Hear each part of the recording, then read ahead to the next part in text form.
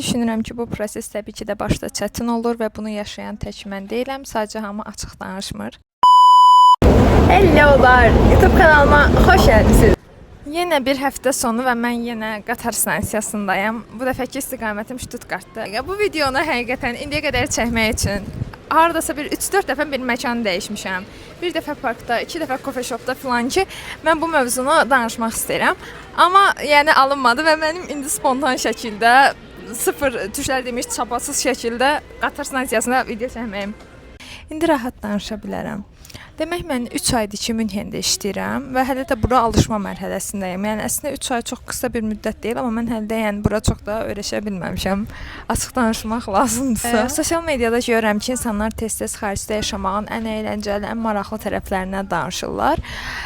Təbii ki də bu da həmin həyatın bir hissəsidir. Yəni, bunların hamısı onsuz da realdır, amma mən xaricdə yaşamağın çox da danışılmayan pərdə arxası tərəflərindən bu gün danışmaq istəyirəm. Mən əslində Almaniyaya yeni gəlməmişəm. Son 3 ildə bura tez-tez gəlib aylarından qalmışam. Amma bu dəfə vəziyyət biraz fərqlidir. Çünki ilk dəfə artıq bura qonaq kimi yox, həqiqətən köçmək üçün gəlmişəm. Düzün deyim, bu köçmək prosesinin mənim üçün daha rahat olacağını düşünürdüm. Çünki ölkə tanışdı, dili bilirəm, burada çoxlu dostlarım var. Amma biraz düşündüyümdən fərqli oldu. Hətta mən işə başlamaqdan qorxurdum düzü. Yəni işləməkdən çox qorxurdum. Çünki Bakıda falan işləməmişəm. Ona görə qorxurdum necə olacaq, öyrənə biləcəmmi? İş mühitində birdən mobbinqə uğrayaram, cavab verə bilərəmmi ki, ən böyük problemlərdən biri nə qədər yəni öyrənsən də dil problemidir. Əslində işə uyğunlaşmaq düşündüyümdən daha rahat oldu, amma mənim üçün ən çətin olan şey gündəlik həyata adaptasiya olmaq oldu. Normalda mən özə həmişə deyirdim ki, mən balaca şəhərdə qala bilmərəm. Yəni dilimdə tez-tez bunu deyirdim ki, ayda kaş bir böyük şəhərdə işləsəydim filan.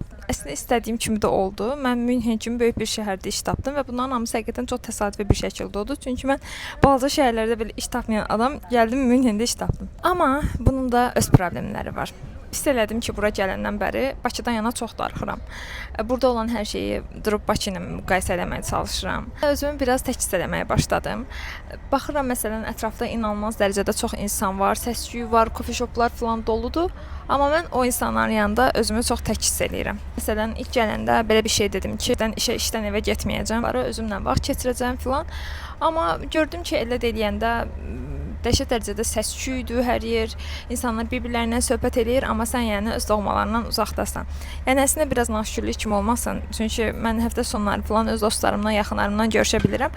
Amma yenə də darıxmaq təkcə insanlar üçün olmur. Yəni mən bunu başa düşdüm. İnsan öz mühitindən yana, yəni öz doğasından yana, təbiətindən yana həqiqətən çox darıxır. Və ən böyük bir sual doğulur burada qalanda. Mən hara aidəm? Bilmirəm, bəziləriniz bu hissi yaşayırsınız ya yox, amma mən son illərdə Almaniyaya gəlib getdikcə mən hara aidəm sualını tez-tez özümə verirəm.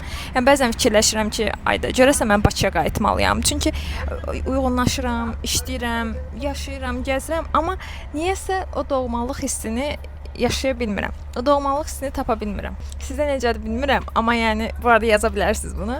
Amma elə bir qayıtsam nələrsə boşuna getmiş kimi, amma qalsam da o aidlik hissini tapa bilməyəcəymişəm kimi.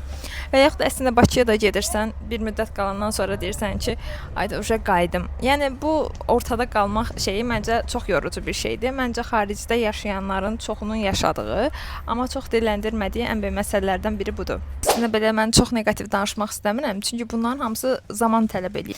Bir də zaman-zaman insan həqiqətən özünü çox yaxşı, çox pozitiv hiss edib, zaman-zaman da mənfi hiss elədiyi anlar olur. Mən əslində bu videonu hal-hazırda zaman-zaman mənfi hiss elədiyim anda çəkirəm.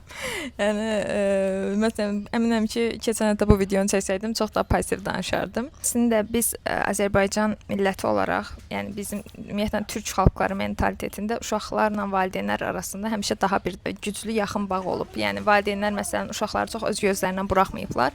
Belə olanda adıma deyirəm, mən bu mövzuda daha emosionalam. Yəni düşünürəm ki, əvvəldən çıxsaydım öz evimdən daha xaricdə oxumaq üçün mənim üçün daha rahat olardı bəlkə də. Bakıda olanda məsələn ən xırdadan ən kiçiyə Ən xırda da mən böyüyə bütün problemlərimizi, bütün məsuliyyətlərimizi bölüşürük deyə hər şey daha rahatdır. Amma burada olanda hər şeyi özün həll etməlisən və bu həqiqətən yorucudur. Və mən düşünürəm ki, bu qızlar üçün daha yorucudur. Bəzən işdə olanda hiss eləyirəm ki, onlara yad olduğum üçün, həm iş kollektivində yeni olduğum üçün, həm də xarici olduğum üçün bəzi söhbətlərdə qıraqda qalıram. Məsələn, görürəm ki, danışırlar, gülürlər, ya öz aralarında öz zarafatları var və həm dilə görə, həm də sən onlara yad olduğun üçün biraz qıraqda qalırsan. Elə olanda da həqiqətən özümü qıraqdan izləyirmişəm kimi hiss eləyirəm. Daha çox robot kimi və bu da mənim üçün yorucu olan şeylərdən biridir. Mən bu videonu açanda çox negativ danışmayacağam demişdim, amma nəsə elə biraz çox şey oldu. Təbii ki, bunların hamısı keçəcək, yəni ümidimizi itirmirik. Bu da həyat yolunun bir hissəsidir və demək ki, burada da bir hekayəm var. Ona görə məncə xaricdə yaşamağın ən çox... Məsələn, xaricdə yaşamağın ən pis tərəflərindən biri budur. Məsələn, qatar gecikir və mən 1 saat hardasa təzədən gözləməliyəm. Nəysə, mən baxın başda belə bir problemimiz olmurdu. Allah işarət verir də ki. Xaricdə yaşamağın çox yaxşı tərəfləri də var. Ən birincisi, bayaq dediyim, mənfi saydığım şey, hər şeyi tək əldə edirsən. Burada da yaxşı tərəf də odur ki, hər şeyi tək əldə edirsən. O nələrisə tək bacardığını görmək həqiqətən insana çox özünü yaxşı hiss elətdirir. Bir də mən bura gələndən özümdən vaxt keçirtməyi həqiqətən çox yaxşı öyrənmişəm.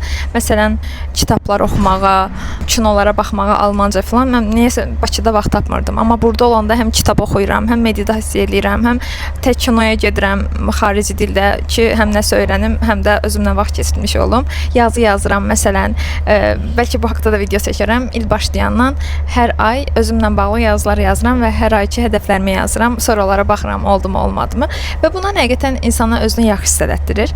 Bəzən fikirləşirəm ki, sanki bir qərarı indi verməliyəm. Məsələn, Almanya düz qərardır, yoxsa mən qayıtmalıyam və əslində biz bunların heç biri üçün bu dəqiqə qərar verməməliyik. Bunların hamısı həyat yolunun bir hissəsidir və biz yaşadıkca mən düşünürəm ki, görəcəyik nə doğrudur, nə yanlışdır və mən həmişə inanıram ki, Allah həmişə bizi olmalı olduğumuz yolda, olmalı olduğumuz yerə aparır. Yəni bunların hamısı bizim üçün təcrübədir. Biz buradan yaxşı şeylər öyrənirik.